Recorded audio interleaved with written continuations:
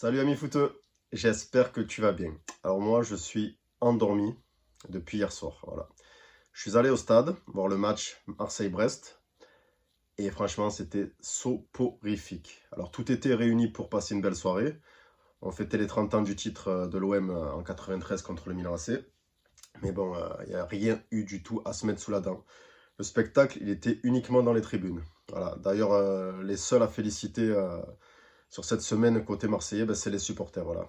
Alors, je le dis souvent, les supporters de l'OM, ce sont les plus incroyables au monde. Et hier, on en a encore eu la confirmation, et même avant-hier, avec la chaîne humaine qu'ils ont fait en brûlant plus de 8000 fumigènes sur tout le littoral marseillais. C'était quelque chose de magnifique, de grandiose. Il y a un mois de ça, on avait vu Naples qui avait fait quelque chose dans le style avec tous les feux d'artifice dans la ville. Je trouvais ça incroyable.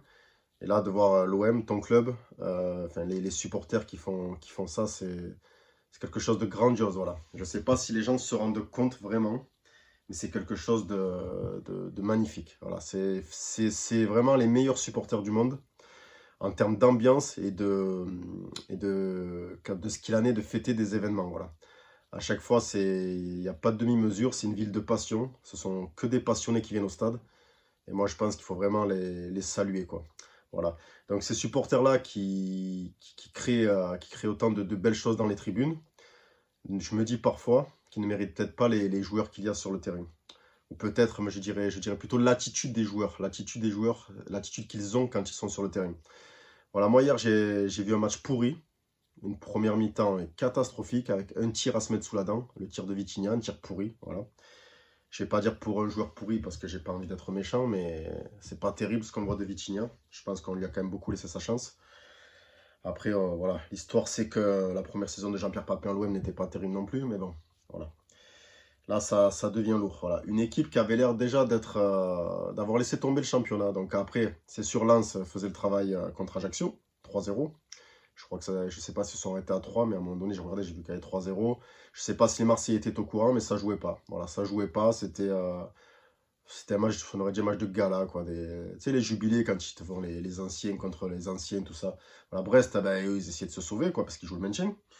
Mais voilà, non, c'était pourri, voilà. On savait qu'on n'avait pas notre destin entre nos mains. Mais bon, voilà, c'était pas une raison pour pas respecter les supporters de l'OM de la sorte, comme ça a été fait par les joueurs, quoi, voilà. Moi, je suis dégoûté. Je suis dégoûté de cette fin de saison. Après, voilà, on finit troisième. Bon, je vais y revenir. Je vais vite parler du match quand même. Bon, bah, il n'y a pas grand-chose à dire sur le match. Voilà, Brest ouvrira le score en début de deuxième période, je crois. Oui, c'est ça. Avec Magnetti, natif de Marseille. Je crois que c'est ça. Donc voilà, tir de Magnetti rentré de la surface, détourné par Mbemba dans notre camp.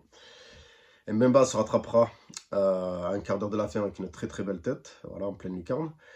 Maintenant, Mbemba, il fait partie des rares satisfactions de la saison.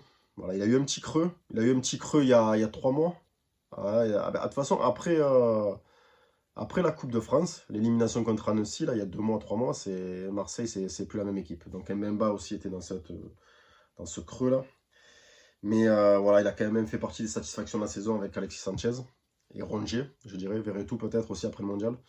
Voilà, après, il y en a peut-être d'autres qui n'ont pas eu leur chance, d'autres qui n'ont pas pu jouer. Voilà. Donc, un partout.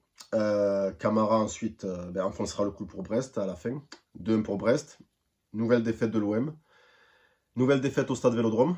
Alors, on est à plus d'une vingtaine de points perdus à domicile, ce qui ne ressemble pas du tout à l'Olympique de Marseille dans son histoire. Le championnat, on le perd aussi beaucoup à domicile. On ne gagne pas contre nos concurrents directs aussi. Finalement, troisième, je me demande si on s'en sort pas bien en vérité. Voilà. Je me demande si on s'en sort pas bien. Voilà, notamment quand je vois le match d'hier soir avec aucune occasion franche. Et puis les pitoyables prestations qu'il y a eu ces derniers temps, quoi. Après, Lille et Lens, c'est sûr, c'était des clients. Mais quand tu fais 3 défaites consécutives, ou 3 défaites même sur les 4 derniers matchs, je crois, t'as de quoi te poser des questions et te dire que tu es peut-être à la place où tu dois être. Voilà. Donc moi, j'ai souvent défendu Tudor, mais là, je commence à avoir un peu de mal. Sur le plan humain, notamment. Parce que moi, je trouve que le plan humain, contrairement à ce que certains supporters disent, c'est très, très, très important dans le football, moi, je trouve. Voilà, c'est pour ça que j'ai toujours préféré peut-être des Mourinho à des Guardiola ou d'Ancelotti aussi. Mais là, voilà, il y a des choses qui ont été mal gérées, on le paye en fin de saison. Il y a eu l'affaire Payet à Lille, voilà, ça je comprendrai toujours pas. La psychologie, le manque de psychologie qu'il y a eu de la part d'Igor Tudor sur ce cas-là. Et voilà, puis après tu penses à des choix qui ont été faits aussi en début de saison. Par exemple Milik que moi je pense encore aujourd'hui, et j'aurais trop aimé le voir évoluer aux côtés d'Alexis Sanchez. Je pense que bon, on aurait changé la formation, tout ça, mais les deux ensemble, je pense que déjà ça a de la gueule. Milik Sanchez, c'est un joli duo d'attaque. Et je pense que les deux ensemble, ce serait vachement bien complémenté. Et ça aurait soulagé Sanchez, ça aurait soulagé l'OM, et ça nous aurait donné certainement plus de points. On aurait plus de points à l'heure actuelle. Voilà, donc est-ce qu'être troisième, c'est bien ou c'est pas bien sur l'ensemble de la saison? Moi, je suis partagé. Je suis partagé parce que par rapport à tout ce qui s'est passé ces dernières années, enfin l'année d'avant encore, je me dis, on te dit à la fin du championnat, tu vas finir troisième. Tu sais que bon, tu as Paris qui écrase le championnat avec l'effectif qu'ils ont. Là, je te parle, mettons, tu es au mois d'août, tu vois. Tu sais l'effectif de Paris, tu te dis, bon, oui, c'est encore pour eux cette année, logique. Et puis après, tu te dis, bon, il y a qui peut t'embêter? Peut-être Monaco, Rennes. Enfin, voilà, je pensais pas à Lens, Lyon aussi, voilà, qui est toujours un peu emmerdant. Bon, peut-être moins ces derniers temps, mais. Et en fait, quand tu vois la saison de Paris, ou quand tu vois les saisons de Rennes ou de Monaco, par exemple, Lyon aussi, je te dis, putain, mais tout le monde fait une mauvaise saison, quoi. Et toi, là, que tu aurais pu plusieurs fois même rattraper Paris à un moment donné, mais tu le fais pas. Il n'y a que Lens, en gros, qui fait une belle saison. Il n'y a que Lens, il faut saluer leur saison, bravo à Lens, qui aurait même pu être champion aussi. Mais voilà, quoi. Alors, troisième, oui, sur un championnat, c'est bien, même si on dit, ouais, on est l'Olympique de Marseille, on doit mériter mieux. Mais c'est déjà que Paris te prenne une place. Ils te prennent au moins la première, voire la deuxième, peut-être. Allez. Mais donc, tu sais que voilà, c'est compliqué de finir premier ou deuxième. C'est compliqué de finir premier, déjà. Et là, tu te dis, tu finis troisième, bon, c'est pas mal de finir troisième d'un championnat. Et il y a d'autres équipes, parce que bon, il y a 20 équipes, il y en a plein qui se disent, ouais, on doit être dans les 3 ou les 5 premiers, que ce soit Lyon, Rennes, Monaco, Lille, Paris. Toutes ces équipes-là se disent, ouais, on doit être dans les 5 premiers, donc il n'y a pas de la place pour tout le monde. Donc je te dis que troisième, c'est bien. Ça peut être bien. Mais quand tu vois les saisons pourries des clubs que je t'ai cités précédemment, là, bah, tu te dis que putain de merde, mais t'as gâché une saison de. Enfin, t'as gâché ta saison. T'as gâché ta saison. On aurait pu beaucoup faire mieux.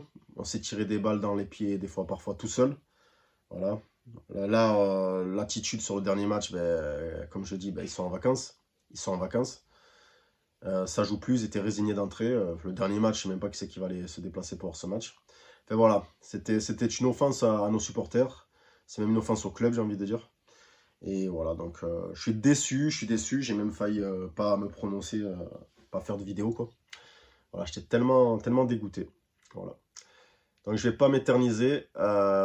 J'espère qu'on gagnera quand même le dernier match pour bien finir. Mais bon, ça ne changera rien. Que tu gagnes 20-0, que tu perdes 20-0, ben, tu finiras troisième. Il y aura un tour préliminaire à faire. On est capable de se qualifier. J'espère qu'on le fera. Sinon, ça sera l'aboutissement du gâchis. Voilà. Malgré tout, allez l'OM.